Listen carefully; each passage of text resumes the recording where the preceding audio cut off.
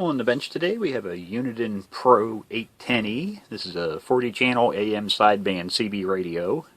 Customer got this at, I think his note said Goodwill, so he got it for a good price. Physically it looked really nice. He said, however, they had the microphone cord wrapped so tight around the radio.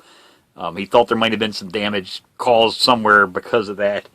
For starters, it just needs a new mic plug.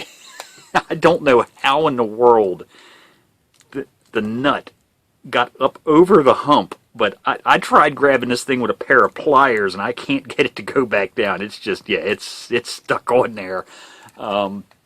It looks like it's probably, the radio has probably been dropped. Now I say it's in good physical condition because it is. It looks really nice. The faceplate's in really nice shape. You can see it's not all scratched up and beat up. The cover's in really nice condition, but a couple faults that he noted was would not do anything on channel 1, 2, and 3, and I think no transmit. I'd have to check the note again. Then it had no modulation. Now, one of the first things I noticed was when I looked at the radio, and when I say it got dropped, I'll show you that in a second, it was definitely not in shipping. This guy packages just like I do, bomb-proof packaging, and he actually used the same type of foam that I use. It's a fairly, I don't want to call it rigid, but it's a lot denser foam than a lot of people are used to. But yeah, I'm guaranteed that anything that happened to this radio didn't happen in transit, unless they dropped this thing out from the International Space Station. Yeah, it definitely got dropped out of the box. I don't know if you can see the foot here. There's a little bit of sheet metal damage here, and the foot's pushed up in. You can see it's a little bit crooked. Like I say, it's not bad. And yeah, this corner here, you can see there's a little bit of bending of the sheet metal here. And the mic gain control was cockeyed. It was crooked and really hard to turn, and it's still hard to turn. So the pot's bad.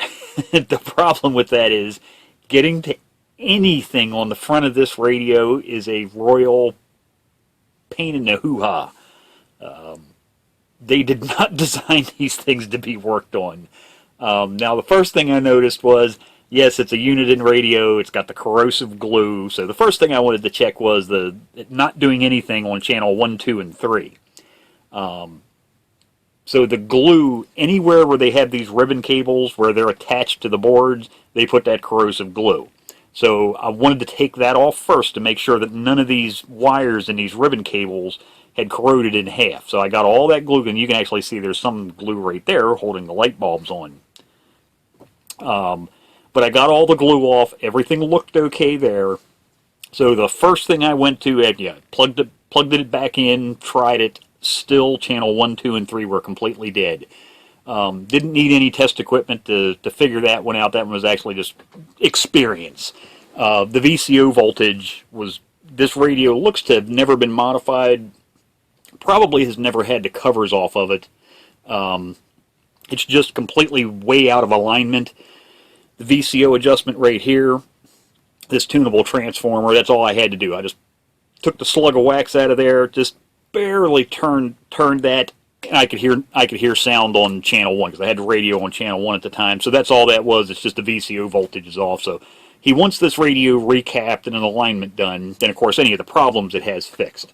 But the mic gain control, it is a chore getting in this far into one of these radios. Like I say, they did not design these things to be worked on. So let me give a few tips on, or just instructions on, if you ever have to take one of these apart, the procedure. So you've got your faceplate, you've got 3 screws along the top, and there's actually 6 along the bottom. There's screws in between these little U's here. That's what holds this sheet metal onto the sheet metal main structure. And then these 3 holes are what hold the faceplate onto the sheet metal.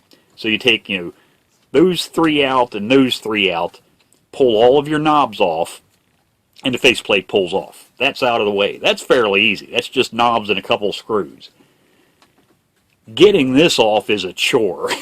And this is where I say they did not design this thing to be worked on. All the circuit board is trapped in between. All the components and the controls that you need to get to are sandwiched in here. Yeah, you can't get to them from the back side.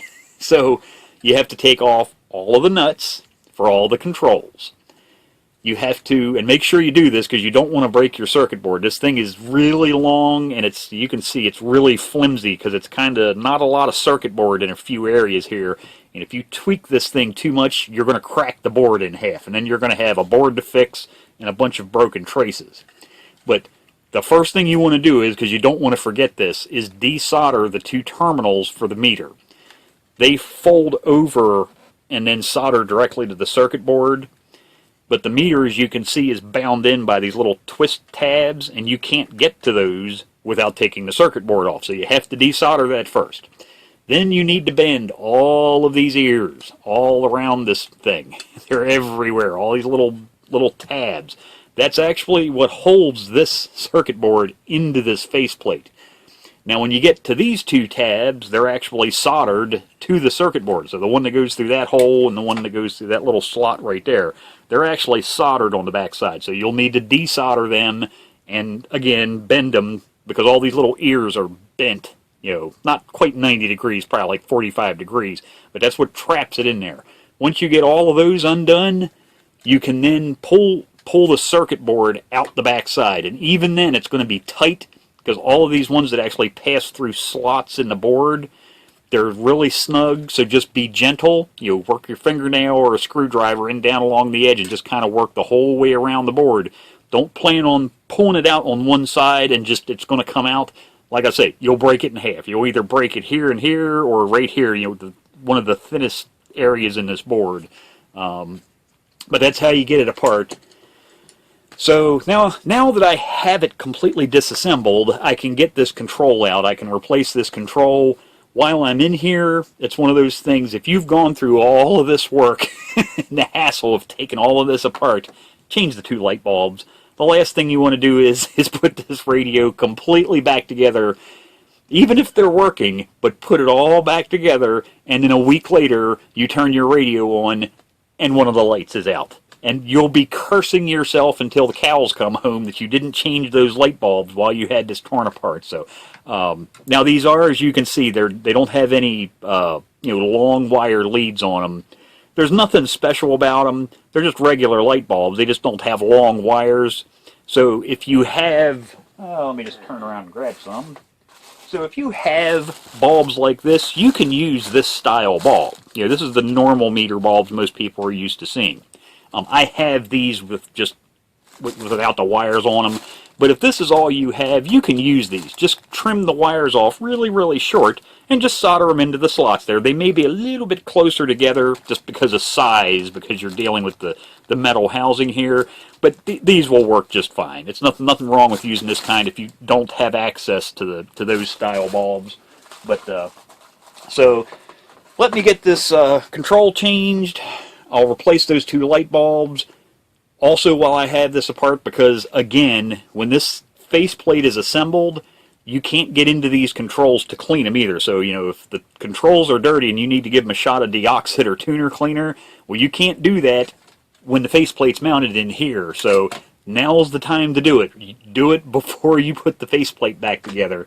Once I get that done, I'll see if everything, well, actually, once I stick the control back in, I'll fire the radio up and make sure that the mic gain and everything's working, that the transmit audio has returned. As long as everything's good, then I'll test all the other controls, make sure everything's okay, make sure all the switches, the lights, and everything work.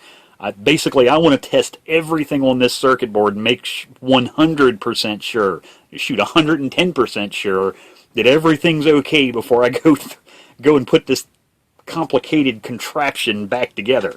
And then I can recap the radio and do an alignment on it. But there you go. So I wanted to make sure I showed this because I wanted to make sure I could show people how this thing comes apart. It ain't easy. If you've ever looked at one and wondered, yes, it wasn't designed to be worked on. So let me get at it and I'll be back.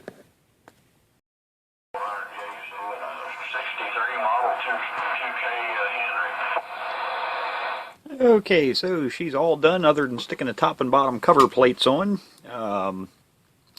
Like I say, radio was in nice condition to start with, so other than a little bit of cosmetic, or not so much cosmetic, it was a little bit of physical damage, mainly on the underside. The 1 foot, like I showed, was pushed up in. The mic control was damaged, and yeah, however they got that microphone connector, the nut cocked sideways on there. So that I stuck a new one on, and it's actually an original, and old, actually older than the radio, but the original style Uniden plugs. So stuck one of those on. Had already replaced the capacitors, and did a transceiver alignment to it. Trying to think here. No, actually, I made that a separate. Showed that in a separate video. You'll have to see one on substitution boxes. But yeah, I did the LED lights.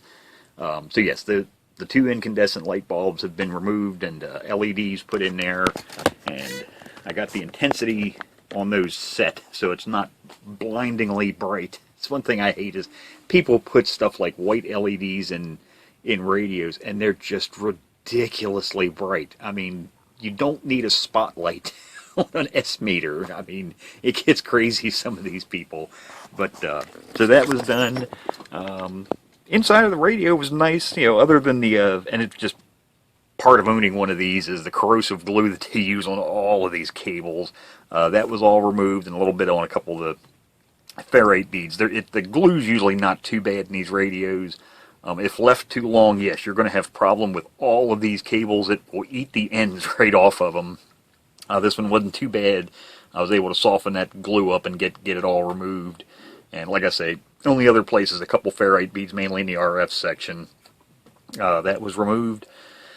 Now there are a gazillion, and gazillion's a big number, whatever that is, but there's a gazillion modifications that can be done to this chassis.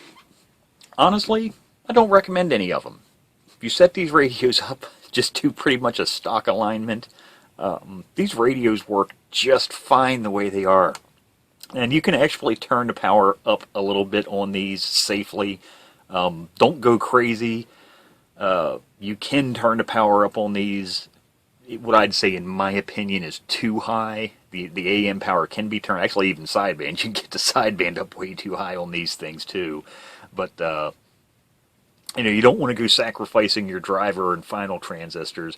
But you can go 4.5, maybe 5 watts on one of these, and they'll idle along like that just fine. Don't go trying to exceed that. I always tell people, if you need more power, just buy an amplifier.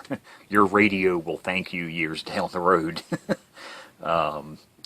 Yeah, receivers on these are really nice. These also have a very nice A&L noise blanker. It's very effective. Another thing that's nice about these radios is the receivers. Like I say, you turn the A&L noise blanker on, it quiets up the receive really well.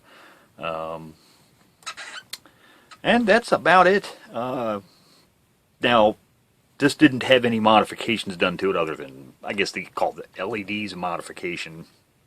But the PLL that's in these radios is, yeah, it's pretty much, it doesn't do much. Now, you can swap in, there is a different PLL you can put in place of one of these to get more channels. So, it's not an impossible radio. It just takes a little bit more work than your standard radio. Like I say, you have to replace the PLL to be able to get any amount of channels out of one of these things. But yeah, honestly, modifications, just leave these things alone. They're great working radios. Their biggest problem you're going to have is just due to age. Replace the electrolytic caps. Change the caps, remove the glue, do an alignment, you'll be good to go. This radio will, just keep on trucking along for the next 30 plus years. And if you adjust your power levels correctly, you won't have any problems. So there you go. Matter of fact, let me just grab the cover here. Just slide it back on it so you can. I haven't even cleaned this yet, but just slid back in here.